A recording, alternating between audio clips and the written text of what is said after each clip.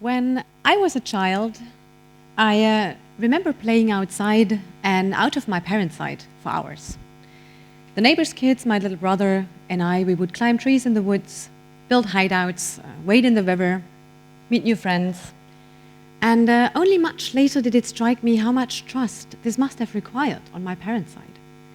Trust in the people we would meet, trust in the older kids, but also trust in me. And I often wondered whether and how the trust possibly influenced me. And then I grew up, I became a cognitive psychologist, and now I investigate the processes that enable us humans to coordinate and cooperate with one another. And again, I look at trust. And I notice that trust really is a key component in our social lives. And I want to share insights with you, insights from psychology, social neuroscience, and behavioral economics to back up my 3 favorite points about trust. And that is that trust can be difficult. Trust is dynamic, and most of all, trust is indispensable. Especially when we don't know people well, or when we meet strangers for the first time, deciding whom to trust really can be a challenge. Nonetheless, we humans make this decision, often within a few hundred milliseconds.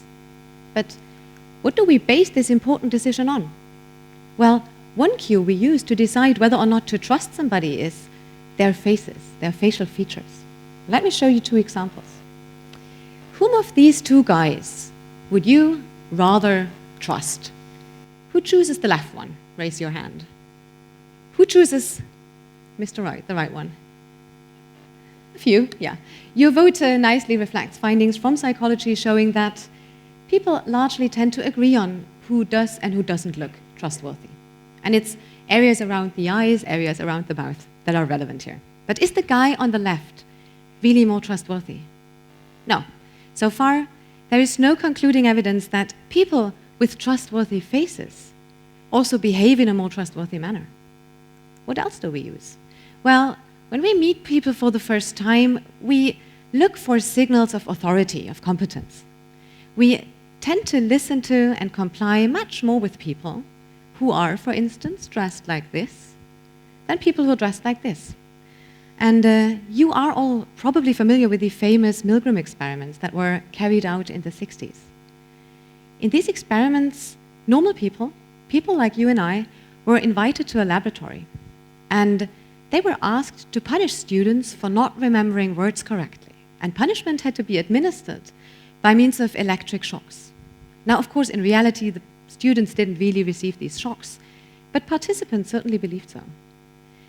Now, a surprising number of people like you and I, punished these poor students by administering lethal, deadly electric stimulation. And that is the critical point. They did so especially when the instructor, the one who instructed them to punish students, showed these tokens of authority and competence like a white lab coat. And I think this shows that trusting others merely on the basis of whether they seem competent or whether they seem to have authority can really have devastating consequences. Also, when we meet others for the first time, we tend to listen a lot to what others have to say about them, their reputation. And in fact, prior information we have about somebody else can have such a strong influence on our expectations that we entirely ignore how this person really behaves. So we ignore somebody's trustworthy behavior towards us when we already expect him or her to be untrustworthy.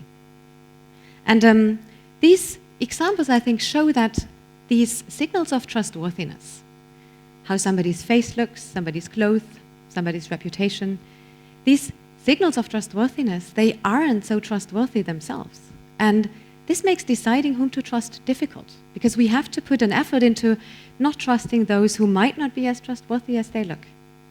And equally important, we have to make an effort to not deprive those of our trust who deserve it, but might not quite look like it. So we shouldn't judge strangers too quickly. That was all about situations in which we don't know others well. But even after we started an interaction, we start a relationship with somebody, trust isn't something we can just switch on. It is an inherently ongoing, interactive, and dynamic process. Now, psychologists and behavioral economists have studied trust for many decades. And they have used very simple paradigms in which trust is operationalized, is measured as an investment of time, of effort, or of money. And I show you one very simple paradigm. In this paradigm, in this task, you have two people, person A and person B. Let's call them Alice and Bella. They don't know each other. They are merely connected via an internet platform. They might see each other's picture. And they enter a formalized, a very simple interaction in which one of them, Alice, has a certain amount of money. Say Alice has 100 euros, and she can now choose how much she wants to invest in Bella. Say she chooses 60 euros. And now comes a critical part of this paradigm. This amount is then tripled. So Bella receives 3 times the amount that Alice has entrusted her with. And now it's Bella's turn.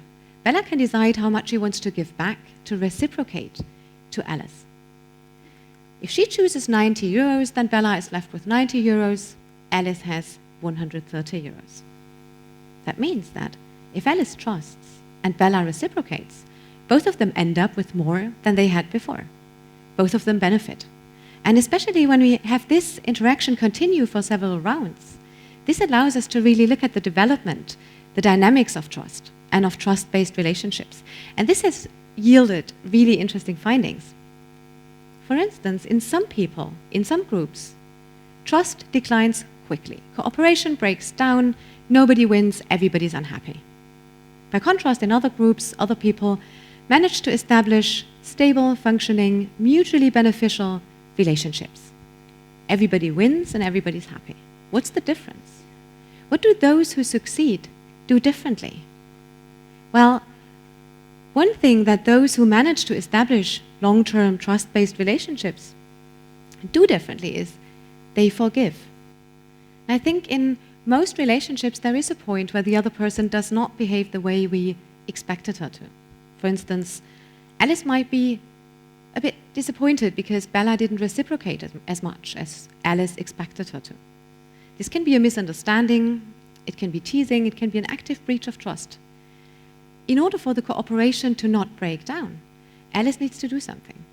Alice needs to overcome her uncertainty, even her anger, and give Bella a second chance. She needs to invest in Bella again. Maybe not 5 times or 6 times, but certainly once or twice. And that is in fact what the groups who manage to establish relationships that are mutually beneficial do differently. On the side of the other person, Bella, there might be situations when Bella notices Alice doesn't seem to trust me that much anymore. Alice doesn't invest that much in me anymore. There's also something that Bella can do. Bella can actively repair the relationship by coaxing Alice back into trusting her. And she can do that. She can convince Alice to trust her again by reciprocating especially much for a few rounds. So there is forgiving, there is coaxing others back into trusting us, and how do we do that? And there is a cognitive skill that is really crucial for these behaviors, and that is perspective taking, or theory of mind. We need to take the perspective of the other, put ourselves in the shoes of the other. So we need to think about what the other wants, feels, plans, believes, or knows. We can only forgive others if we think about that, well, maybe there might be different reasons why the other behaved the way she did. Also, for coaxing others back into trusting us, we need to consider, well, yeah, maybe the other has lost trust in us. And not surprisingly, do neuroscientific findings show that brain areas that are involved in the process of taking others' perspective are also really important during trust-based interactions. So, taken together, trust is not something we can just switch on. Trust is an inherently dynamic process. And saying I trust you, or trust me, is not the end of the story. It is really only the beginning. So far, it probably sounds to you as if trust is a pretty effortful business. We need to overcome these untrustworthy signals of trustworthiness that I talked about in the beginning. We need to think about what others are thinking about, and sounds all quite strenuous. But, and that is the last point, it is really necessary. Trust is indispensable. And trust is not really something that is just nice to have. It's not the cherry on the pie.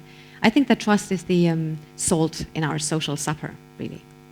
And if you think for a moment about these very simple interactions I just showed you, but also if you think about the interactions you have and the relationships you enter, then it becomes evident that without an initial leap of faith, without trust, cooperations, interactions, trust-based relationships could never be established.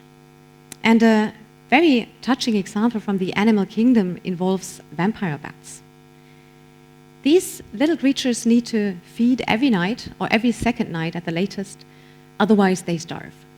However, every night up to 30% of them don't catch food. And that would be quite tragic. Didn't they have specific mutual friendships with other bats in which food is shared? So if one bat doesn't catch anything, she can go to her friend and the friend regurgitates blood. That is pretty gross, but that is a lifesaver. And this favor is later reciprocated when the other bat did not catch anything.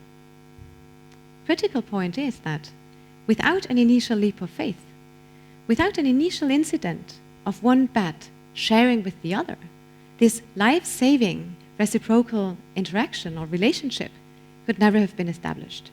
So we need trust to establish relationships. What else? Another benefit of trust is that we need trust to recognize signs of distrust. That sounds funny in the beginning. It seems though, and that is what psychological research suggests, that people who tend to trust others less, and that is symbolized by the woman in the picture who doesn't expect anything good to come from the guy and his flowers. People who tend to expect the worst from others are also less capable of recognizing when others are hurt or huffed. They don't recognize signs of distrust. And as a consequence, they're less capable, less willing to repair relationships, to coax others back into trusting them. And as a consequence of that, their cooperations really break down more quickly. So, nice example of a self-fulfilling prophecy. As odd as it sounds, we need to trust, we need to be trustful, to recognize distrust, and then to repair relationships. And the final point is as simple as it is nice. We genuinely enjoy being trusted. When other people place trust in us, this makes us feel good. It makes us feel good about ourselves. And initial evidence from neuroscientific studies shows that our brains seem to inherently reward us for being trusted. And that's not all. Closing the circle, if you will, our brains not only reward us for being trusted, but also for being trustworthy. We genuinely enjoy behaving in a trustworthy manner.